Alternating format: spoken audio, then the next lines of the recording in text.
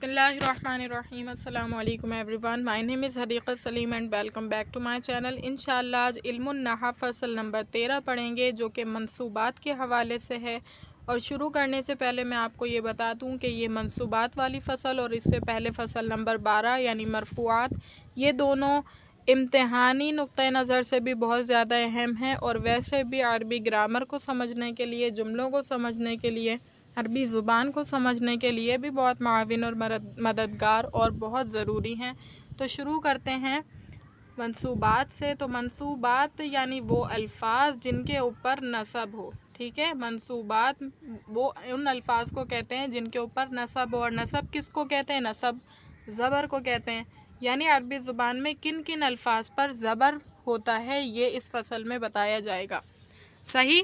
تو دیکھیں منصوبات 12 ہیں۔ کتنے ہیں؟ 12 ہیں۔ مفعول بہ، مفعول مطلق، مفعول لہ، مفعول معہ، مفعول فی، حال، تمیز، انا اور اس کے اخوات کا اسم، مولا کی خبر، لا برائے نفی جنس کا اسم، کانا کی خبر، مستثنی۔ اب تھوڑا سا اس کے حوالے سے میں آپ کو بتا دیتی ہوں تاکہ آپ کے دماغ میں پہلے سے اس کا تھوڑا بہت کانسیپٹ بیٹھ جائے۔ مفعول بہ کیا ہوتا ہے؟ یعنی جس پر فعل کا یعنی فاعل کا فعل واقع ہوا ہو، جس پر فاعل کا فعل واقع ہوا ہو وہ کیا کہلائے گا؟ وہ مفعول بہ کہلائے گا۔ مفعول مطلق کیا ہے؟ مفعول مطلق وہ مطلق ہے جو مصدر ہے، ٹھیک ہے، اور وہ مصدر اسی فعل کا ہو، ٹھیک ہے۔ ابھی پتہ چل جائے گا کہ کون سا مصدر اور کون سے فعل کا، ٹھیک ہے۔ مفعول لہ وہ مفعول ہے جس کے لیے فعل واقع ہوا، یعنی کوئی نہ کوئی فعل واقع ہوا، جس مقصد کے لیے وہ فعل واقع ہوا ہے وہ مقصد، وہ مفعول مفعول لہ کہلائے گا۔ جیسے میں کھڑی ہوئی آپ کے اکرام کے لیے، ٹھیک ہے، تو میرا کھڑا ہونا آپ کے اکرام کی خاطر ہے، تو میرا یہ جو اکرام ہے یہ مفعول لہ ہوگا۔ مفعول معہ، مفعول معہ جیسے کہ فلاں شخص آیا فلاں چیز کے ساتھ، ٹھیک ہے، فلاں شخص فلاں چیز کو لے آیا، تو وہ جو لے آنے والی چیز ہے وہ کیا کہلائے گا؟ مفعول معہ کہلائے گا۔ یعنی فاعل کا فعل اس چیز کے ساتھ واقع ہوا، مع ساتھ واقع ہوا، ٹھیک ہے۔ مفعول فی یعنی مفعول فی کا مطلب ہوتا ہے ظرف، ٹھیک ہے، ظرف یعنی کسی چیز کے ہونے کی جگہ۔ اگر یہ فعل واقع ہوا ہے تو کس جگہ پر، گھر میں، باہر، مدرسے میں یا اسپتال میں، یا کس جگہ واقع ہوا ہے یہ کام، وہ مفعول فی کہلاتا ہے۔ حال یعنی فاعل نے یہ کام کیا ہے یا مفعول پر یہ کام واقع ہوا ہے، یا دونوں پر یہ جو کام کرنے والا ہے اور جس پر کام کیا گیا ہے وہ دونوں کس حالت میں تھے۔ یعنی میں نے یہ خط لکھا اس حال میں کہ میں جلدی میں تھی، صحیح ہے، تو یہ میرا حال ہے کہ جلدی میں ہونا۔ مثال دے رہی ہوں میں، بس ایک آپ کو پراپرلی پتہ چل جائے گا کہ کیا مطلب ہوتا ہے حال کا، بس ایک آپ کے دماغ میں کانسیپٹ بٹھانے کے لیے میں ایسی مثالیں دے رہی ہوں۔ تمیز یعنی جو لفظ کسی چیز کے ابہام کو دور کرے گا وہ تمیز کہلائے گا، ٹھیک ہے۔ کہتے ہیں نا تمیز، تمیز کا ہونا یعنی کسی چیز کے ابہام کو دور کرنا۔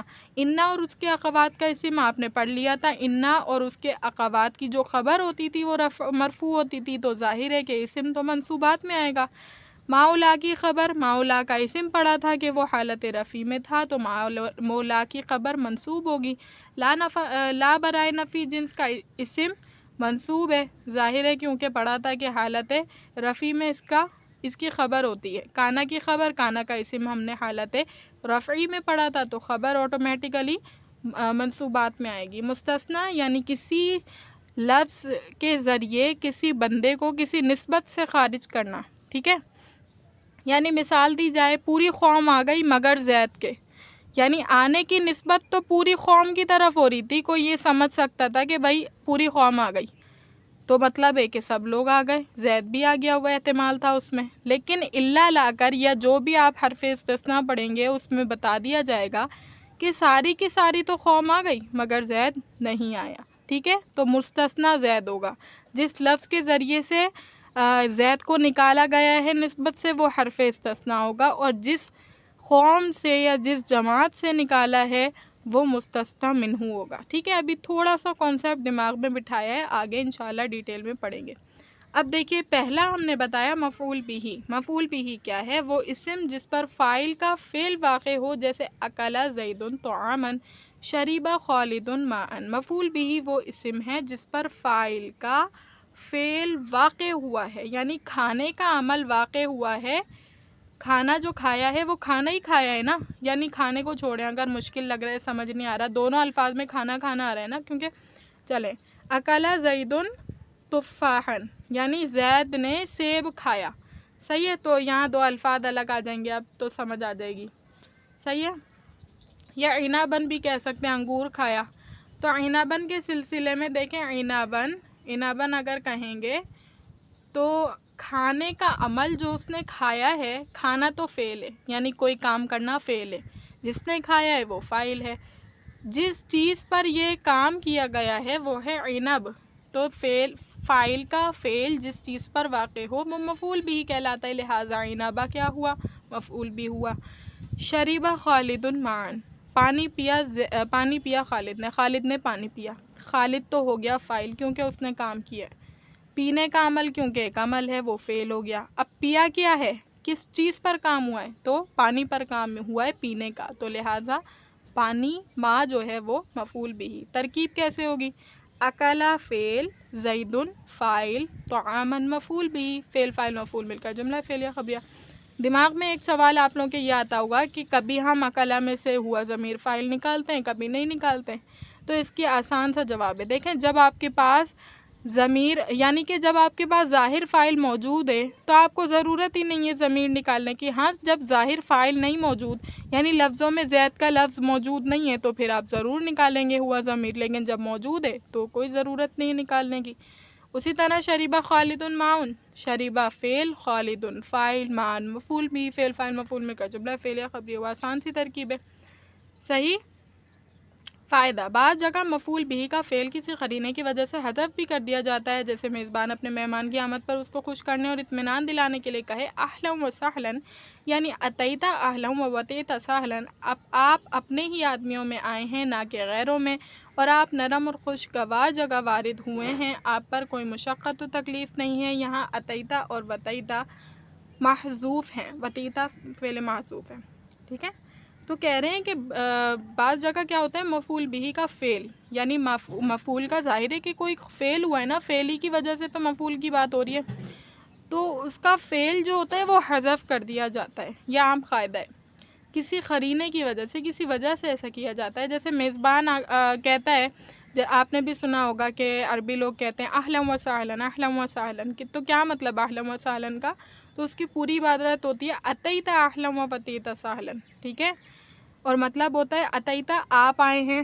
اہلاً اپنے ہی آدمیوں میں، اہل و عیال کہتے ہیں نا، تو آپ آئے ہیں اپنے ہی آدمیوں میں، ووتیتا سہلاً یعنی آپ وارد ہوئے ہیں، سہلاً آرام دہ اور خوشگوار جگہ میں، سمجھ آ رہی ہے، تو صرف ہم آسانی کے لیے کہہ دیتے ہیں اہلاً و سہلاً، یعنی اہلاً اپنے گھر والے، سہلاً آسانی سے، پوری عبارت کیا ہے، آپ آئے ہیں اپنے گھر والوں میں اور آپ وارد ہوئے ہیں خوشگوار اور نرم جگہ پہ، آپ پر کوئی مشقت اور تکلیف نہیں ہوگی، تو اتیتا اور وتیتا کو چھپا دیا، یہ عربی کلام میں فصاحت و بلاغت کے لیے ہوتا ہے اور تخفیف کی غرض سے ہوتا ہے، اب اتنا بڑا جملہ بولنا مشکل ہے، اس کے بجائے چھوٹا سا جملہ بولنا آسان ہے، تو لہٰذا اس کو حذف اس لیے کیا جاتا ہے، ٹھیک ہے، تو اور جیسے ڈرانے کے موقع پر کہا جائے ایاک والاسد، یعنی اتقی نفسک من الاسد، اپنے آپ کو شیر سے بچاؤ، یہاں اتقی فعل معصوف ہے، اب کہہ رہے ہیں کہ صرف ایک موقع نہیں ہے، صرف مہمان کے آنے کے وقت فعل کو معصوف نہیں کیا جاتا، بلکہ اور بھی مواقع ہوتے ہیں، جیسے کہ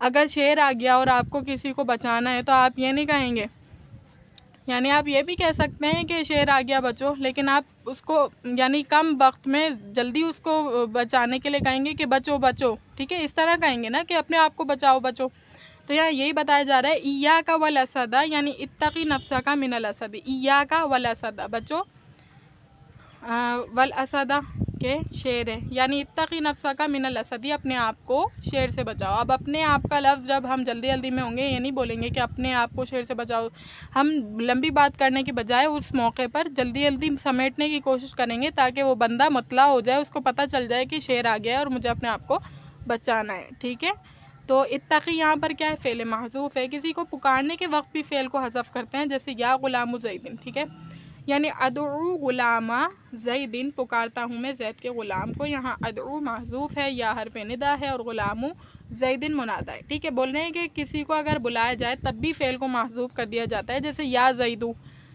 یا غلامہ زیدن، میں جو ہے اے غلام، اے زید کے غلام. صحیح ہے، تو اے زید کے غلام میں جو ہے اصل عبارت ہوتی ہے ادعو غلامہ زیدن، یعنی میں پکارتا ہوں زید کے غلام کو. صحیح ہے. اردو میں بھی ہم ایسے ہی کرتے ہیں کہ کسی کو کہہ رہے ہوتے ہیں تو ہم پورا نہیں کہتے کہ میں تمہیں پکار رہا ہوں، نہیں، بلکہ آسان الفاظ استعمال کرتے ہیں کہ اے سنیں، بات سنیں، اس طرح سے کہتے ہیں. ٹھیک ہے، کہ میری بات سنیے گا، اس طرح سے کہا جاتا ہے. تو یہی بتایا جا رہا ہے کہ پوری عبارت حذف کر دی جاتی ہے. یہ بھی ایک موقع ہے کہ جب کسی نے مخاطب کرنا ہو. اور اس میں یا حرف ندا ہے، غلام زیدن منادہ ہے، اور ادعو کیا ہے؟ فعل معذوف ہے، یعنی وہ فعل ہے جس کو حذف کیا گیا ہے، ختم کیا گیا ہے. ٹھیک ہے. تنبیہ کیا ہے؟ منادہ اگر مضاف ہو تو منصوب ہوتا ہے. منادہ کیا ہے؟ جس بندے کو، جس چیز کو پکارا جا رہا ہے وہ منادہ ہے. ٹھیک ہے.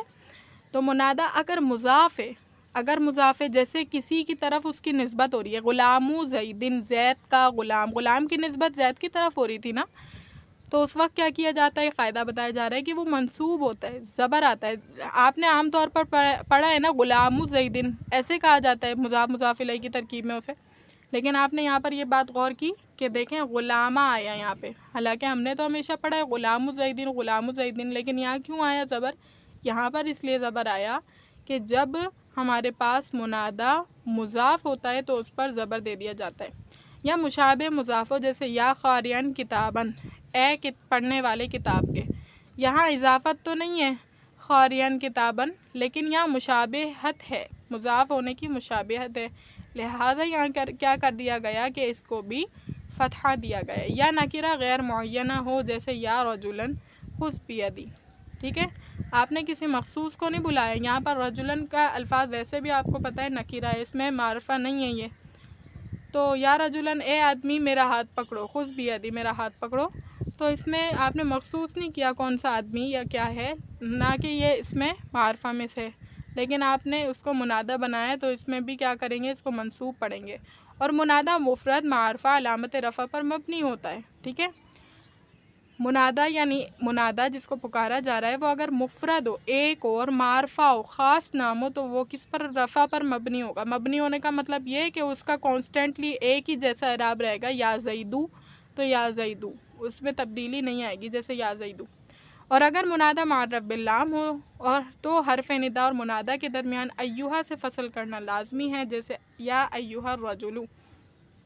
ٹھیک ہے، ان تمام قواعد سے آپ کو پتہ چل رہا ہوگا کہ عربی میں کتنی زیادہ باریکیاں ہیں اور اس میں کتنی خوبصورتی ہے. دیکھیں ہر بات کا خیال رکھا جاتا ہے کلام میں، فصاحت اور بلاغت کے لیے بھی اور تحسین کلام کے لیے بھی. اب یہ دیکھیں یہ قاعدہ جو ہے اس سے آپ کو پتہ چل جائے گا. اس میں کیا تھا کہ جس چیز کو بلایا جا رہا تھا وہ کیسا تھا؟ وہ معرف باللام تھا. اب معرف باللام کے ساتھ جب یا لگائیں گے تو وہ تھوڑا عجیب لگے گا. یررجلو ایسے بنے گا. اگر ایہا کو ہٹا دیں تو یررجلو بن رہا تھا وہ، تو ہم نے ایہا یہاں پر ایڈ کیا ہے. جب تو قاعدہ کیا بتایا ہے کہ جب ہمارے پاس منادہ معرف باللام ہو تو حرف ندا اور منادہ کے درمیان ایہا سے فصل کرنا لازمی ہو جاتا ہے. تو اب خوبصورت ہو گیا یا ایہا الرجل، اس طرح سے جملہ بنے گا. ٹھیک ہے، اس کے بعد دیکھیں منادہ میں ترقیم بھی جائز ہے، یعنی تخفیف کے غرض سے آخری حرف کو حذف کر دیتے ہیں، جیسے یا مالکو میں یا مالو اور یا منصورو میں یا منصور. منادہ میں کیا کیا جاتا ہے؟ ترقیم کی غرض سے تخفیف بھی کر دی جاتی ہے، یعنی اس میں کچھ حذف بھی کر دیا جاتا ہے الفاظ کو خوبصورتی کے لیے.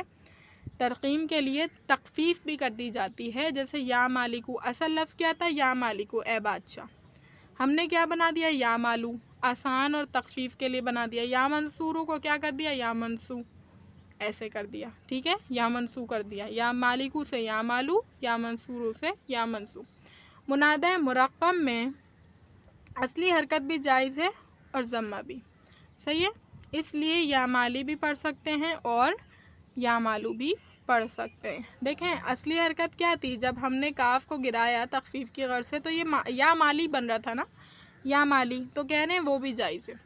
جیسے یا منسو کے واو اور را کو گرایا تو آخری لفظ صاد پر پیش ہے، لہٰذا ہم نے یا منسو ہی رکھا تھا، لیکن یہاں پر ہم نے تھوڑی تبدیلی کری تھی، یہاں مالی تھا، اگر کاف کو گراتے تھے تو یہاں مالی بنتا تھا، لیکن ہم نے یہاں بتایا کہ یہ یہاں مالو ہے، تو کہہ رہے ہیں کہ اس پر رفع بھی جائز ہے اور اس پر اس کی اصلی حالت بھی جائز ہے، ٹھیک ہے؟ اتنا سمجھ آیا اچھی طریقے سے؟ اس کو دیکھیں۔ اس کے بعد مفعول مطلق کیا ہے؟ وہ مصدر ہے جو فعل کے بعد واقع ہو اور وہ مصدر اسی فعل کا ہو، ٹھیک ہے؟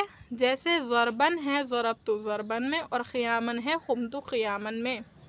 کہہ رہے ہیں کہ وہ مصدر ہے، پہلی بات بتا دی کہ مفعول مطلق کیا ہے؟ وہ مصدر ہے، مصدر آپ کو پتہ ہے نا، جیسے ضربہ کا مصدر الضربو ہے، ٹھیک ہے؟ نصرہ کا مصدر النصرو ہے۔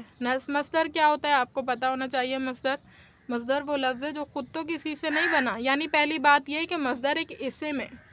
مصدر کیا ہے؟ ایک اسم ہے، اور اسم کیا چیز ہوتی ہے؟ اسم وہ کلمہ ہے جو اپنے معنی بتانے میں کسی دوسرے کا محتاج نہیں ہوتا، بلکہ اپنے معنوں پر خود ہی دلالت کرتا ہے۔ یعنی اگر میں رجلن کہہ رہی ہوں، رجلن آدمی، تو آدمی کے معنوں کو آپ کو سمجھانے کے لیے مجھے کسی اور معنی کی، کسی اور لفظ کی ضرورت نہیں ہے، صحیح ہے؟ اسم یہ ہوتا ہے۔ اس کے بعد اسم کی کچھ قسمیں ہیں، جامد، مصدر، مشتق۔ تو مصدر کی بات میں آپ کو بتا رہی ہوں کہ مصدر وہ اسم ہے جو خود تو کسی لفظ سے نہیں بنا، لیکن اس سے بہت سے لفظ بنتے ہیں۔ تو یہاں مصدری کی بات ہو رہی ہے کہ وہ مصدر ہے جو فعل کے بعد واقع ہو اور وہ مصدر اسی فعل کا، فعل کے بعد آئے گا اور وہ مصدر اسی فعل کا ہوگا۔ جیسے ضربہ فعل ہے نا، اس کا مصدر کیا ہے؟ الضربو، یعنی ضربہ کے بعد اگر ضربو آ جائے تو وہ کیا ہوگا؟ مفعول مطلق ہوگا۔ اب دیکھیں، ضربن ہے ضربت ضربن میں، یعنی ضربتو آ جائے، پھر اس کے بعد ضربن آ جائے تو میں کہوں گی ضربن کیا ہے؟ مفعول مطلق ہے۔ قیامن ہے قمت قیامن میں، یعنی قمتو ہے فعل ہے، قیامن آ جائے اس کے بعد تو میں کہوں گی قیامن مفعول مطلق ہے۔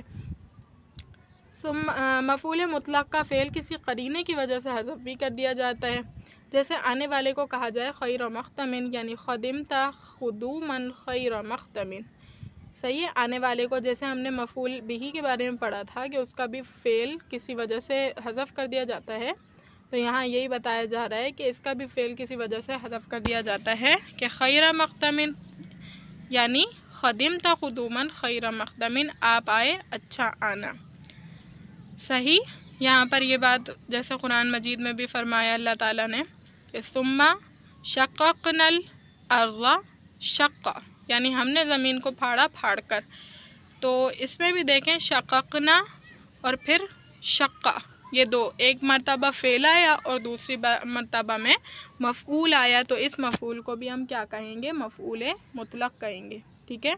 مفعول لہو وہ اسم ہے جس کے سبب سے فعل واقع ہوا ہو، جیسے قمت اکراما لزید وضربتہ تادیبا۔ مفعول لہو کیا چیز ہے؟ مفعول لہو وہ اسم ہے جس کے سبب سے فعل واقع ہوا، یعنی کوئی فعل واقع ہوا، کوئی کام ہوا، لیکن کسی وجہ سے، کسی چیز کی وجہ سے، تو وہ چیز کیا کہلائے گی؟ مفعول لہو کہلائے گی۔ جیسے قمت اکراما لزید وضربتہ تادیبا، یعنی میں کھڑا ہوا زید کے اکرام کے لیے، وضربتہ تادیبا، اور میں نے اسے مارا، یعنی کسی بندے کو مارا، تادیباً ادب سکھانے کے لیے، یعنی میں نے کسی بچے کو مارا ادب سکھانے کے لیے۔ میں زید کے اکرام کے لیے کھڑا ہوا، الگ جملہ ہے، وضربتہ تادیباً، اور میں نے اسے مارا ادب سکھانے کے لیے، ٹھیک ہے؟ تو قمت یعنی میرا کھڑا ہونا اکرام کی وجہ سے تھا، تو اکراماً لہٰذا مفعول لہو ہو گیا، اور ضربتہ میرا مارنا کیوں تھا؟ ایسے ہی نہیں تھا، بلا وجہ نہیں مارا، بلکہ ادب سکھانے کے لیے میں نے اسے مارا۔ مثال ہے کہ اس نے کوئی بے ادبی کی ہوگی تو لہٰذا اس کے بڑے نے اسے مارا تاکہ وہ ادب سیکھے اور اگلی مرتبہ ایسا کچھ نہ کرے۔ ضربتہ فعل بفاعل، ترکیب دیکھیں، ہو ضمیر مفعول بھی، تادیباً مفعول لہو، فعل فاعل مفعول، دونوں مفعولات مل کر جملہ فعلیہ خبریہ، صحیح؟ ترکیب کو سمجھنے کی کوشش کریں۔ ضربتہ یعنی میں نے کیا، فعل بھی ہے اس میں، فاعل بھی ہے، میں نے کیا، میں نے مارا، ہو اسے، تو اس پر کام واقع ہوا ہے نا، تو یہ مفعول بھی ہوا، اور تادیباً ادب سکھانے کے لیے، تو یہ مفعول لہو ہوا، فعل فاعل اور دونوں مفعولات مل کر جملہ فعلیہ خبریہ۔ قمت فعل بفاعل، اکراماً مفعول بھی، لام حرف جر، زید مجرور، ٹھیک ہے؟ اکراماً مفعول لہو ہے، یعنی اس کی وجہ سے کام ہوا ہے نا، لام حرف جر، زیدن مجرور، جار مجرور مل کر متعلق، قمتو فعل کے قمتو فعل اپنے فاعل اور مفعول لہو اور متعلق سے مل کر جملہ فعلیہ خبریہ ہوا، صحیح۔ اس کے بعد دیکھیں مفعول معاہو ہے وہ اسم جو واو کے بعد واقع ہو اور وہ واو معا کے معنی میں ہو، جیسے جاء زید والکتاب، آیا زید مع کتاب کے، جیت و زیدن آیا میں ساتھ زید کے۔ مفعول معاہو کیا ہے کہ وہ اسم ہے جو واو کے بعد آئے گا، واو کے بعد آنے والے اسم کو مفعول معاہو کہیں گے، جیسے کہ آیا زید مع کتاب کے، یعنی زید کا آنا کس کے ساتھ ہوا؟ کتاب کے ساتھ ہوا، کتاب کے ساتھ ہی عمل ہوا ہے لہٰذا کتاب مفعول معاہو ہوا۔ اور جیت و زیدن آیا میں ساتھ زید کے، یعنی میرا آنے کا عمل کس کے ساتھ ہوا؟ زید کے ساتھ ہوا، یعنی یہ کیا ہے؟ مفعول معاہو ہے۔ ترکیب جاء فعل زیدن فاعل، یہاں سے سمجھتے ہیں تاکہ آپ کو سمجھ آئے۔ جاء فعل زیدن فاعل، جاء فعل یعنی میں آیا نا، تو جاء زیدن زید آیا، جاء فعل زیدن فاعل، واو حرف بمعنی مع، الکتابہ مفعول معاہو، فعل اپنے فاعل اور مفعول معاہو سے مل کر جملہ فعلیہ خبریہ ہوا۔ مفعول فی کیا ہے؟ مفعول فی وہ زمان یا مکان ہے جس میں فعل واقع ہو۔ کیا ہے مفعول فی؟ وہ زمانہ ہے، یا تو وہ زمانہ ہوگا، کوئی وقت ہوگا، یا مکان ہوگا یعنی جگہ ہوگی کوئی۔ ظاہر ہے نا کہ ہو سکتا ہے کہ وہ کام صبح میں ہوا ہو یا رات میں ہوا ہو یا شام میں ہوا ہے، کوئی نہ کوئی کام کسی بھی وقت میں ہوتا ہے نا، کسی بھی ایک وقت میں، یا مکان ہو یعنی اسپتال ہے، گھر ہے، مدرسہ ہے، ٹھیک ہے۔ اس کو ظرف کہتے ہیں۔ ظرف کا مطلب ہوتا ہے، جیسے ظروف آپ نے پڑھا ہے قاعدے میں، تو ظروف کا مطلب ہوتا ہے جس چیز میں کوئی یعنی وہ چیز جس میں کوئی اور چیز ڈالی جائے، صحیح ہے۔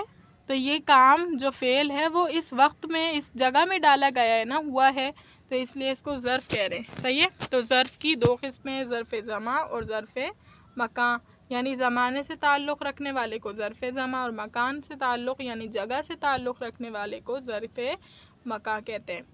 پھر ظرف زمان جس میں وقت کے معنی ہوں کی دو قسمیں ہیں، مبہم اور محدود، یعنی ظرف زمان یہ جو زمانے والا ہے، وقت کی بات جو ہوگی وہ بھی دو طرح کے، ظرف مبہم اور ظرف محدود۔ ظرف مبہم وہ ہے جس کی کوئی حد معین نہیں ہے، جیسے دہر حین، صدی اور لمبا عرصہ، ایک زمانہ، صحیح ہے۔ تو اس میں دیکھیں زمانے میں اور ایک لمبے عرصے میں، صدی میں تو ہوتا ہے کوانٹیٹیو ٹائم، لیکن دیکھیں زمانے کی اگر میں بات کروں تو زمانے میں کوئی قید نہیں ہے، یعنی زمانے میں 10 سال 15 سال یا ایسے نہیں کہہ سکتے ہم، بلکہ زمانہ تو زمانہ ہوتا ہے، یعنی اس میں کوئی اس میں مخصوص وقت نہیں ہے، صحیح ہے۔ تو یہ ظرف مبہم ہے، یعنی ابہام ہے، اس میں کنفیوژن ہے تھوڑی۔ اور ظرف محدود کیا ہے؟ ظرف محدود وہ ہے جس کی حد معین ہو، جیسے یوم، لیل، شہر، سنۃ، جس کی کوئی حد معین ہو، جیسے دن ہمارے پاس 24 گھنٹے کا ہوتا ہے، رات کا بھی وقت پتہ ہے کہ اتنے گھنٹوں کی رات ہوتی ہے، شہر جیسے ایک مہینہ، 30 دن ہوتے ہیں ہمارے مہینے میں، سنۃ یعنی ایک سال، ٹھیک ہے۔ ایک سال میں بھی دن معین ہے نا، 365 ڈیز ہوتے ہیں، صحیح ہے۔ تو یہ معین ہے یعنی پتہ ہے، معلوم ہے، جبکہ ابہام والے میں معلوم نہیں تھا، صحیح ہے۔ تو زمانے مبہم کی مثال جیسے صمت دہرن، میں نے ایک زمانہ دراز روزہ رکھا۔ زمانہ محدود کی مثال جیسے سافرت شہرن، میں نے ایک مہینہ سفر کیا۔ دونوں سمجھ آ رہے ہیں؟ میں نے ایک زمانہ روزہ رکھا، اس میں نہیں پتا کہ کتنے وقت روزہ رکھا، لیکن سافرت شہرن ایک مہینہ روزہ رکھا، حالانکہ مہینے کا بھی زیادہ عرصہ ہے، لیکن ہمیں پتہ ہے کہ مہینے میں 30 دن ہوتے ہیں، یہ مبہم نہیں ہے۔ ظرف مکان جس میں جگہ کے معنی ہوں، یہ بھی دو قسم کا ہوتا ہے، مبہم اور محدود، جیسے جلست خلفک وقمت امامک، مکان مبہم کی مثال ہے کیونکہ خلفہ اور امامہ کی کوئی حد معین نہیں۔ جلست خلفک یعنی میں تمہارے پیچھے کھڑا ہوا اور میں تمہارے پیچھے بیٹھا، اور وقمت امامک اور میں تمہارے پیچھے کھڑا ہوا، یہ دونوں کس کی مثال ہیں؟ مبہم کی مثال ہے، مبہم کی مثال ہے۔ کیوں؟ دیکھیں اب اس کی علت بتا رہے ہیں کہ زمین کے آخری حصے تک مراد لیا جا سکتا ہے، اور جلست فی الدار وصلیت فی المسجد مکان محدود کی مثال ہے۔ کہہ رہے ہیں کہ زمین کے آخری حصے تک مراد لیا جا سکتا ہے، بھائی پیچھے بیٹھا تو پیچھے، بالکل پیچھے، یا تھوڑی فاصلے کے بعد، یا زمین کے آخری کنارے پہ. صحیح ہے. تو اسی وجہ سے کہا جا رہا ہے کہ زمین کا آخری کنارہ بھی اس سے مراد لیا جا سکتا ہے، کیونکہ کوئی محدود نہیں کیا انہوں نے کہ میں تمہارے پیچھے بیٹھا اتنا پیچھے. نہیں، انہوں نے یہ نہیں بتایا، بس بولا کہ میں پیچھے بیٹھا اور میں تمہارے سامنے کھڑا ہوا. اب کتنا سامنے، کتنا آگے، کتنا بالکل سامنے یا بہت آگے، کس طرح کھڑا ہوا نہیں پتا. تو یہ مبہم کی مثال ہے. ٹھیک ہے. جلستو فی الداری، میں گھر میں بیٹھا. صلیتو فی المسجد، میں نے مسجد میں نماز پڑھی. تو یہ دونوں مسجد اور دار جو ہیں یہ مخصوص ہیں، یعنی ایک محدود کی مثال ہے. اب آپ کہیں گے کہ ہمیں کیسے پتہ ہے کہ کون سی مسجد میں نماز پڑھی؟ تو یہ بات ایسی نہیں ہے، یعنی کہ مسجد ایک پراپر ایک جگہ ہے نا، ایک جگہ کا نام ہے. صحیح ہے. جبکہ وہ خلفہ اور امامہ تو بالکل الگ چیزیں تھیں، یعنی ہم نہیں تعین کر سکتے تھے کہ خلفہ کا کتنا پیچھے اور امامہ کا کتنا آگے، نہیں پتہ تھا. لیکن باؤنڈری ایک ہے، مسجد کی ایک باؤنڈری ہے. اگر ہم نے اس میں کسی مسجد کا خاص نام بتا دیا تو وہ ایک خاص نام تو پھر اور وضاحت ہو جائے گی، لیکن مسجد کا خود کا لفظ بھی ایک وضاحت کے لیے کافی ہے. ٹھیک ہے. فائدہ، ظرف مکانی مبہم میں فی مقدر ہوتا ہے اور ظرف مکانی محدود میں فی مذکور ہوتا ہے. یعنی جو مبہم ہوگا اس میں فی نہیں ہوگا. صحیح ہے. فی نہیں ہوگا. جیسے یہاں پر تھا کہ جلستو خلفہ کا، جلستو خلفہ کا، میں بیٹھا خلفہ کا تمہارے پیچھے. تو اس میں فی موجود نہیں تھا، فی. لیکن یہ لفظوں میں نہیں ہوتا، لیکن مطلب معنوی طور پر موجود ہوتا ہے. وقمت امامہ کا، میں تمہارے پیچھے میں سامنے میں بیٹھا. اس طرح کے معنی ہیں لفظی طور پر اگر دیکھیں. لیکن یہ فی مقدر ہوتا ہے، حرفوں میں موجود نہیں ہوتا، لیکن ہوتا ضرور ہے. صحیح ہے. لیکن یہاں پر تو فی حرفوں میں بھی موجود ہوتا ہے، جیسے یہاں پر مثالوں کے ذریعے مثالوں میں آپ کو پتہ چل رہا ہوگا. صحیح ہے. اچھا، کسی شاعر نے ان 5 مفعولوں کو ایک شعر میں اچھا ادا کیا ہے. حمدت حمدن حامدن و حمیدن رعایت شکرہ دہرن مدیدن. صحیح ہے. میں نے حمد کی، حمدتا میں نے تعریف کی، حمدن حامدن. ٹھیک ہے. میں نے تعریف کی، حمدن حمد کی، حامدن حامد کی، و حمیدن حمید کے ساتھ کی. رعایت شکری ہی، اس کے شکر کی رعایت کرتے ہوئے، دہرن مدیدن ایک زمانہ دراز تک. شعر تھوڑا کنفیوزنگ ہے لیکن بہت اچھا شعر ہے، سمجھ میں آنا چاہیے آپ کے. دیکھیں، حمدتا، حمدتا کیا ہے؟ فعل ہے. یاد رکھیے گا. حمیدہ یحمدو فعل ہے نا. حمدن دیکھیں پوری جو میں نے ابھی سمجھایا ہے آپ کو، ساری چیزیں اس میں لاگو ہو رہی ہیں، وہ سمجھنی ہے. حمدن کیا ہے؟ حمدن ایک مفعول مطلق ہے. ہم نے ابھی پڑھا ہے کہ وہ اسم، وہ مصدر جو فعل کے بعد آئے اور وہ فعل اسی کا ہو. ٹھیک ہے. تو حمدن حمیدہ کا ہی ہے نا مصدر. تو دیکھیں مفعول مطلق. حامدن، حامد تعریف کس پر واقع ہوئی ہے؟ فعل کس پر؟ یعنی حمد تعریف کس کی ہوئی ہے؟ حامد کی ہوئی ہے. کس کے ساتھ ہوئی ہے؟ تو حمید کے ساتھ ہوئی ہے. یعنی فعل حمید کے ساتھ واقع ہوا ہے. تو حامد تو ہو گیا بھائی مفعول بھی، یعنی اس پر کام ہوا ہے. حمیدن ہوا مفعول معہ، یعنی حمد تعریف کس کے ساتھ ہوئی ہے؟ حمید کے ساتھ مل کر ہوئی ہے. رعایت شکری ہی، کیوں ہوئی ہے تعریف؟ کسی وجہ سے ہوئی ہے. رعایت شکری ہی، اس کے شکر کی رعایت کرتے ہوئے. صحیح ہے. تو یہ کیا ہوا؟ مفعول لہو ہوا، یعنی اس وجہ سے تعریف کی گئی ہے، اس کی شکر کا رعایت کرتے ہوئے. دہرن مدیدن ایک لمبے دراز عرصے تک. تو دہرن مدیدن موصوف صفت مل کر کیا بنیں گے؟ مفعول فی بنیں گے. صحیح ہے. ایک لمبا عرصہ مفعول ہوا نا، مفعول فی ہوا. سمجھ میں آگے؟ اب دیکھیں ترکیب کیا ہے. بہت آسان سی ترکیب ہے، بلکہ وہاں آپ پریشان ہو جائیں گے. حمدتا فعل بفاعل، حمدن کیا ہوا؟ آپ خود سوچ کے بتائیں. مفعول مطلق، حامدن مفعول بھی، واو حرف بمعنی مع، حمیدن مفعول معہ. رعایت شکری، رعایت تا مضاف، شکری ہی اس کا شکر، رعایت بھی مضاف ہے، شکری ہی مضاف الیہ مضاف، ہا ضمیر مضاف الیہ، مضاف الیہ مل کر رعایت کا مضاف الیہ، مضاف الیہ مل کر پھر کیا ہوا؟ پھر یہ ہوا ہے ہمارے پاس مفعول لہو، کیونکہ اس کی وجہ سے کام ہوا ہے. دہرن مدیدن، دہرن اور مدیدن دونوں کا اعرابی حالت ایک ہے نا، زبر اس پر بھی ہے، زبر اس پر بھی ہے، یعنی اعراب ایک جیسے ہے. تو دہرن موصوف، مدیدن صفت، موصوف صفت مل کر مفعول فی. فعل اپنے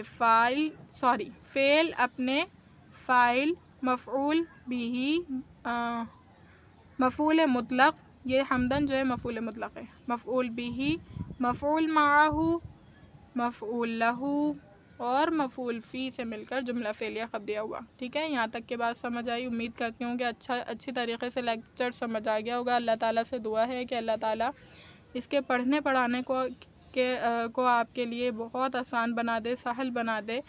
اور آپ یہاں یہ بھی دیکھ رہے ہوں گے کہ دیکھیں شاعروں نے بھی یہ جو ہمارے مصنف ہیں، اللہ تعالیٰ ان کو جزائے خیر دے، کتنے چھوٹے سے جملے میں انہوں نے اتنی بڑی بات کو سمیٹ دیا بچوں کے سمجھانے کے لیے۔ تو اللہ تعالیٰ مصنف رحمہ اللہ کی مغفرت فرمائے، ان کے درجات بلند فرمائے۔ وآخر الدعوانا ان الحمد للہ رب العالمین۔